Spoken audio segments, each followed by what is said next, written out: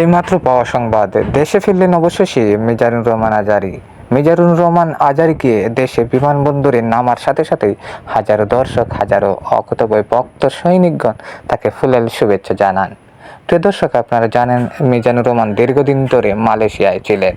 তিনি মালয়েশিয়ায় যাওয়ার পর একটি পোস্টে লিখেছেন, দেশের বর্তমান সাম্প্রতিক পরিস্থিতির বিবেচনায় আমি মালয়েশিয়াতে আছি।